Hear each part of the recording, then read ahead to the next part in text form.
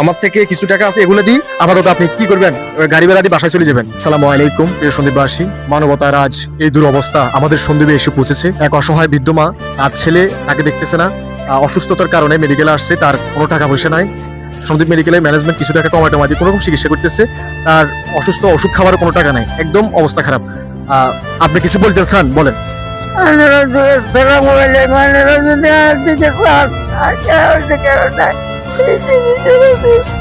অনেক শত শত মা কিন্তু রয়েছে, তাদের সন্তান মাকে দেখে না, তার বউয়ের কারণে তার ছেলে তার মাকে দেখতেছে না। অসহায় মানুষের মতো মেডিকেলে আসছে, টাকা নাই, পয়সা নাই, গাড়ি ভাড়া নাই, এখন খুব কষ্টের মধ্যে আছি। আপাতত আমি আমার নাম্বার দিয়ে দিব। আপনার বাড়ি কি গাছুয়া? বাড়ির নাম কি? বাড়ির নাম কি আপনার?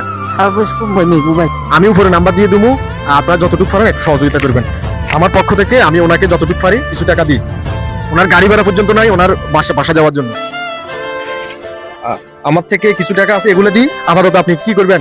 গাড়ি ভাড়া দিয়ে বাসায় চলে যাবেন, ঠিক আছে? পরবর্তীতে দর্শক যারা আছে তারা যদি আপনার জন্য সহযোগিতা পাঠায়, তাহলে অবশ্যই আপনারে আমরা টাকাগুলো আপনার বাসায় পৌঁছে দিয়ে আসবো। যদি টাকা দেয় আপনার বাসা আমরা পৌঁছে দিয়ে আসবো, ঠিক আছে? এই টাকাগুলো রাখেন, এগুলো দিয়ে আপনি আপাতত এখন গাড়ি ভাড়া দিয়ে চলে যান, বাসা চলে যান। পরবর্তীতে টাকা উঠলে আপনার বাসা দিয়ে আসবো। আর প্রিয় দর্শক মন্ডলী, আপনারা ভিডিওটি শেয়ার করে দেন। একটা অসহায় মানুষ যাতে তার চিকিৎসা, ভরণ পোষণ, খাওয়া দাওয়া, একটা বুড়ো মানুষ। আপনার বয়স কত? 85 বছর। এখন 85 বছর বয়স চলে, আপনি একটু সহযোগিতা করেন, সবাই একটু শেয়ার করে দেন। ধন্যবাদ। আসসালামু আলাইকুম।